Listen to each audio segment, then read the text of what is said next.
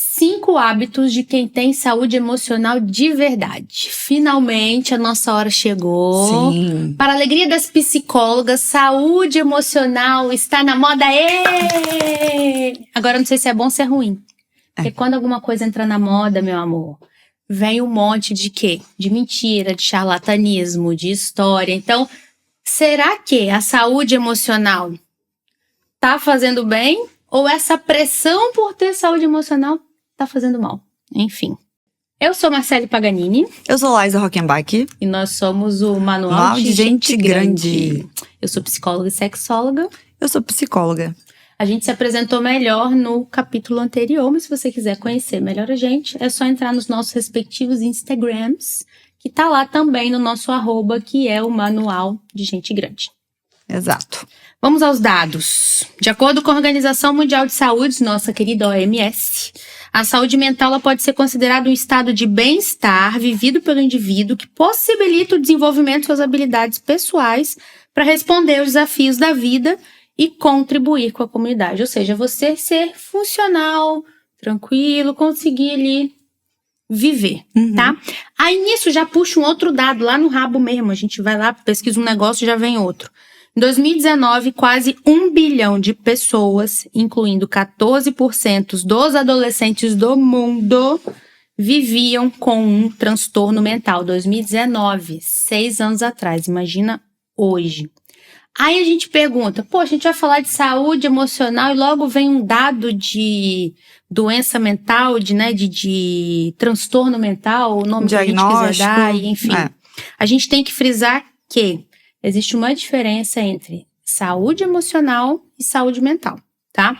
A saúde mental, a gente coloca uma ausência de algum diagnóstico, alguma patologia que tá lá naquele livrinho pequenininho que a gente usa lá no consultório chamado DSM-5-TR, que é a versão revisada, né? Sim. Então, você não ter uma patologia quer dizer que você tem saúde mental. É isso. Tá? Eu não tenho saúde mental porque eu tenho depressão? Não, se ela estiver descontrolada, sim. É nesse sentido mais ou menos. Não vamos aprofundar muito, senão a gente fica aqui, uma aula, 2, 3 aulas de psicologia, ninguém merece, tá?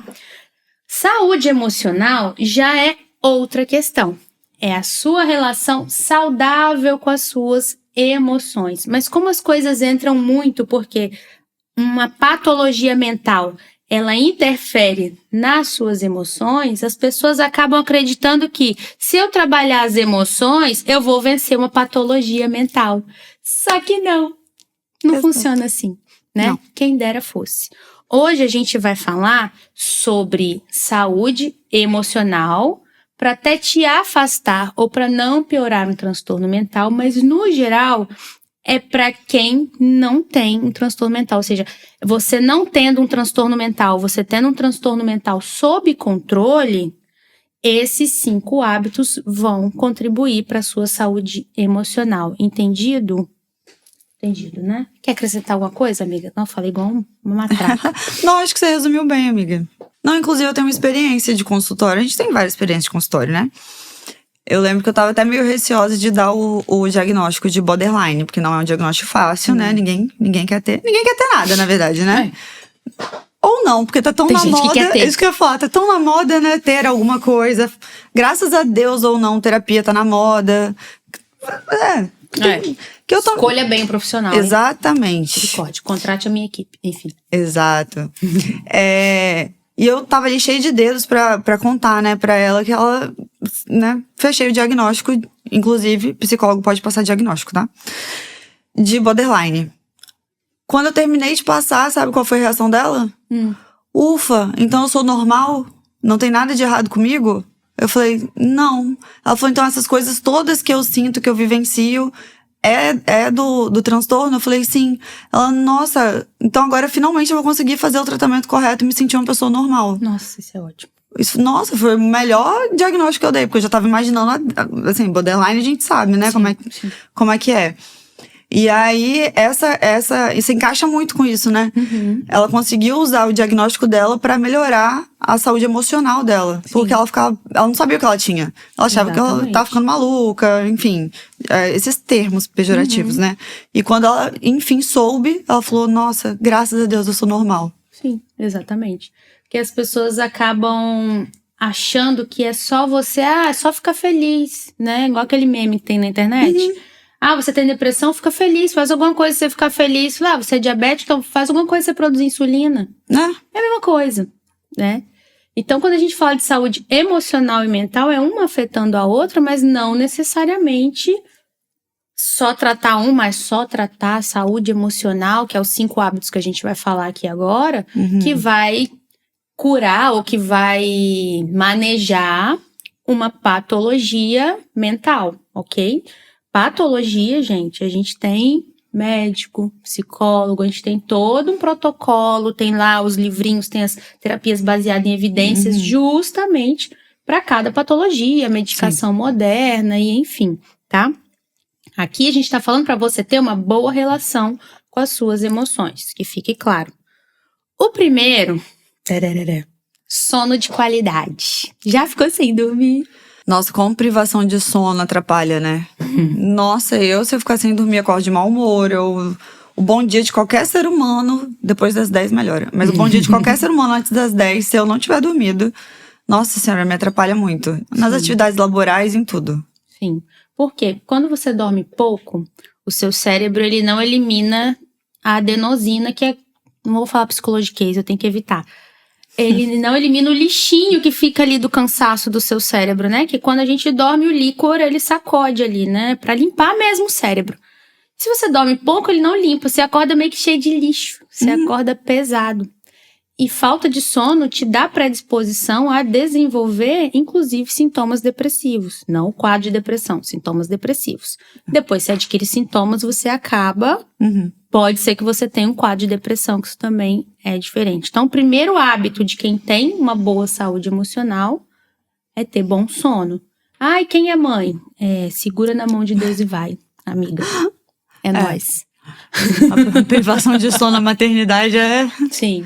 E mãe de gêmeos. Mas que seja uma fase, né? Mas realmente, quando você tá ali num momento que você não pode dormir por uma questão de uma fase mesmo, você tem que ser gentil com a sua própria fase. E assim que puder, vivenciar melhor o seu sono. Entender que é uma fase que vai passar. Que aquilo ali não pode ser um hábito, né? E o fato de entender não vai te livrar de ficar mais estressada.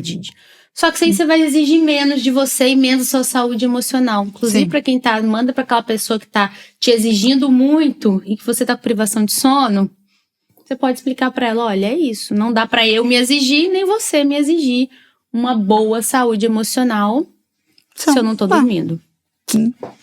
Hábito 2. Esse aí você já sabe bastante, até mais que eu. A alimentação. A alimentação. Não tem como também a gente falar em saúde emocional, saúde mental também, sem incluir hábitos alimentares saudáveis. Isso é muito importante, né? Porque não adianta a gente se entupir de salgadinho, de descontar a frustração na comida, ou parar de comer.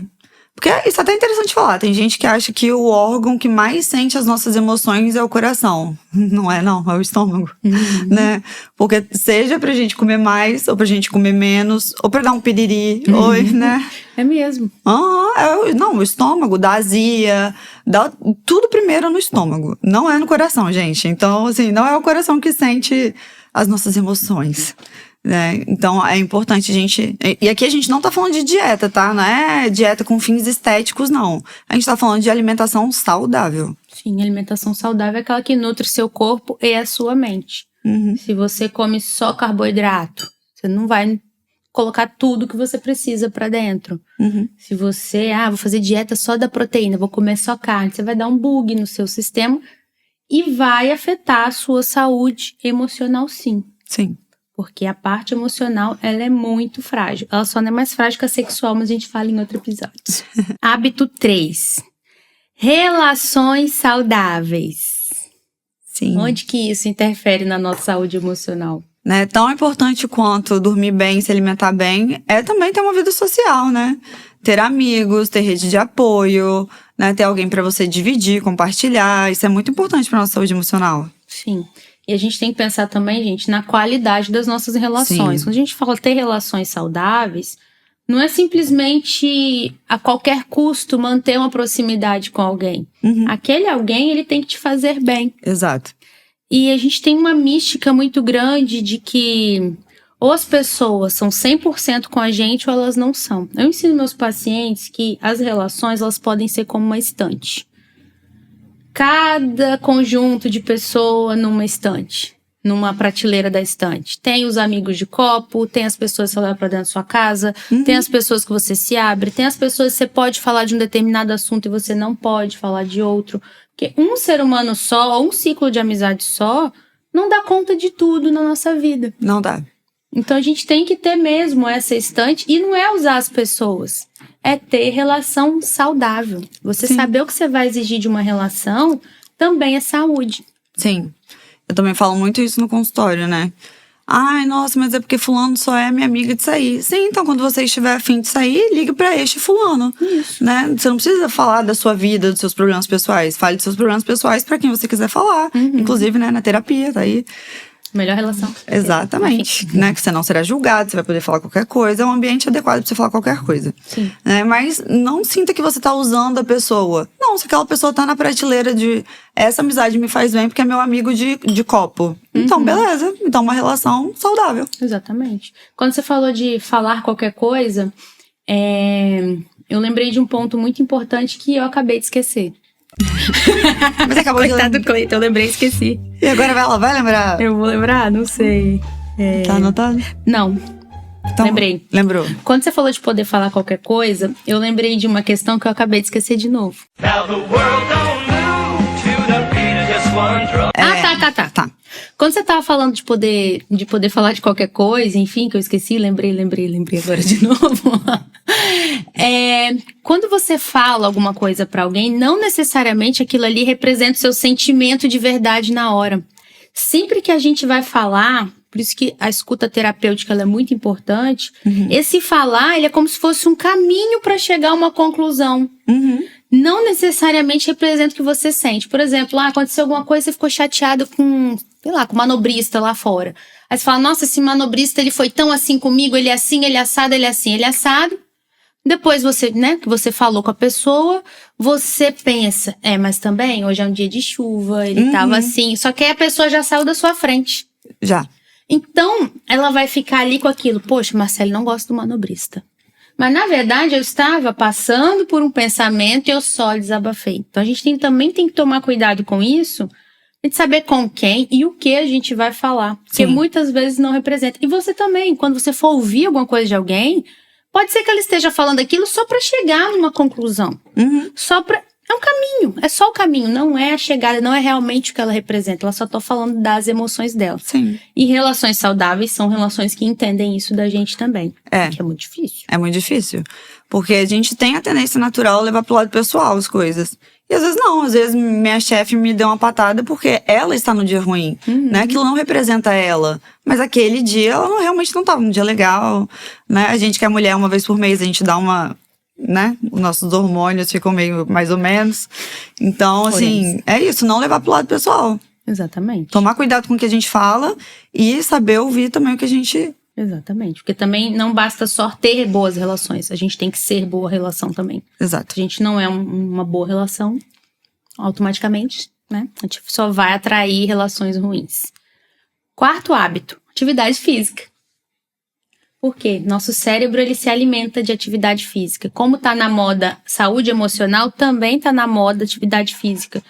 Mas não é porque tá na moda que é ruim, é uma moda boa, né? Lógico que vem um monte de chatice, de charlatanismo e etc, culto ao corpo, aquela coisa toda. Mas um corpo saudável, ele automaticamente vai ter um cérebro saudável. O cérebro também é corpo, sabia? Sim. Então, quando você tá fazendo exercício físico, automaticamente você tá treinando o seu cérebro, que é ali o local central das emoções. Não, e assim, representa também, eu até falo, da disciplina, né? Porque tem que ter muita disciplina pra mesmo, tá chovendo, não vou fazer atividade física. Tô cansado, não vou fazer atividade física. Não, né? Você vê aquele, assim, até esteticamente falando, né? O tá pago na academia.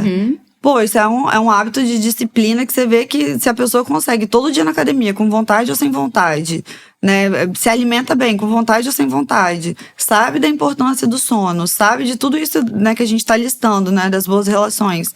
Isso é disciplina para essa pessoa vai longe. Sim. Eu falo pra todo mundo que eu vou pro CrossFit, gente, é pra não perder meu réu primário. Porque, assim, é nítida a diferença das minhas emoções antes e depois de fazer atividade física. Eu não tenho um corpo marombado, de crossfiteira, nem nada do tipo. Mesmo porque de vez em quando eu dou umas faltadas, né? Enfim, minha disciplina não é grande coisa. Mas eu vejo o impacto que isso dá na minha mente. Inclusive, melhora o meu sono. Porque se eu tô com o corpo cansado, ele automaticamente vai dormir. Ele vai falar, vamos, querida. Vamos, deita aqui, vamos dormir que a gente tá cansado. Se eu tiver só com a mente cansada, o corpo não dorme. Você fica lá rolando na cama e enfim. Quinto hábito, vamos? Bom, Desenvolvimento intelectual. Quando eu falo de intelectual, eu falo de falar, analisar, fazer valer as emoções, estudar, aprender. Ou seja, treinar esse bonitinho aqui, nosso cérebrozinho, é muito importante, né? muito. Então, assim, eu acho que a Marcele segue a mesma linha que eu. Eu passo de dever de casa, né? Plano de ação. Tudo isso daí. Porque tudo isso faz parte de ter uma saúde emocional boa e, consequentemente, vai melhorar na sua saúde mental, né? Sim. Porque é o que você falou, um tá meio que puxa ali e tal. Então, quando a gente tem bons hábitos, quando a gente investe na nossa saúde emocional, isso também vai refletir na nossa saúde mental. Exatamente. Quando a gente fala de desenvolvimento intelectual, gente, não é você aprender a falar alemão, chinês e hebraico ao mesmo tempo.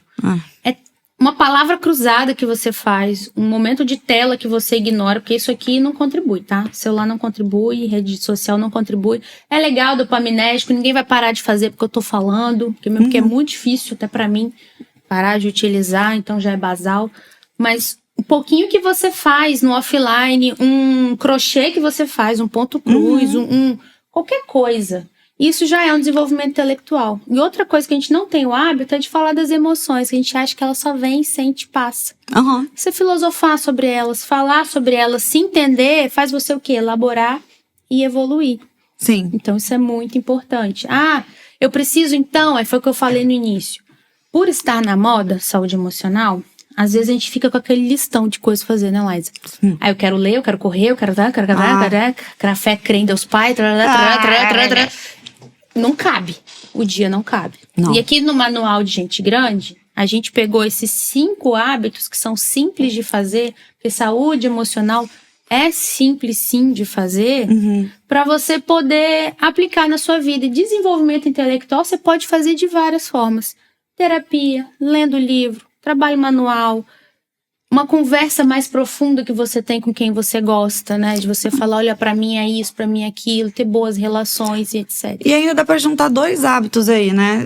Por exemplo, escolha um esporte que você nunca fez na vida, né? Além de ser uma Vai atividade contribuir. física, né? É um desenvolvimento intelectual. Exatamente. Ou seja, um hábito só vai poder Já puxa pegar outro. 2. Então, assim, Exatamente. se você seguir esses 5 de coração, né? Palavra de psicólogo. Sim. Você vai conseguir manter a sua saúde emocional em dia. Lembrando, se você não tem nenhuma patologia mental sem tratamento. Porque não basta eu pegar uma pessoa que tá ali cheia de depressão, digamos assim, tá num processo ali depressivo muito forte, falar pra ela fazer esses 5 e vai ficar tudo bem. Não vai. Medicação, terapia, protocolo, direitinho, mudar ambiente, aí já é outro setor. Ok? Vamos pro Ninguém Fala, amiga? Vamos. Você quer começar ou eu começo? Você começa. Tá. Ninguém fala, mas eu vou falar. Mas pra ter saúde emocional, basta pouca coisa. Ninguém fala, mas eu vou falar. Mas para ter saúde emocional, você não precisa ser o super-homem. Eu costumo, né? Eu costumo falar isso. Nem a Mulher Maravilha. Exatamente. Eu falo muito isso em terapia. Eu falo, nem o super-homem é super o dia inteiro. Chega uma hora que ele pega o óculos dele, bota e ele vira só o Clark Kent. Ele não é o super-homem 24 horas. Arrasamos. Então é isso, gente. É um assunto muito extenso. A gente ficaria aqui horas e horas falando, mas eu queria agradecer você ter assistido até aqui. Se você não segue a gente ainda, o nosso @ no Instagram é Manual de Gente Grande, tá? É só seguir, que lá tem inclusive a ferramenta do último episódio. Quem fez, quem não fez, me dá um ok. Fala lá com a gente nos comentários e no direct, tá bom? E é isso. Se você quiser sugerir algum tema, falar com a gente demora um pouquinho pra responder às vezes, mas a gente sempre responde. Exatamente, a gente sempre responde. Um beijo, até o próximo. Um beijo. Tchau, tchau.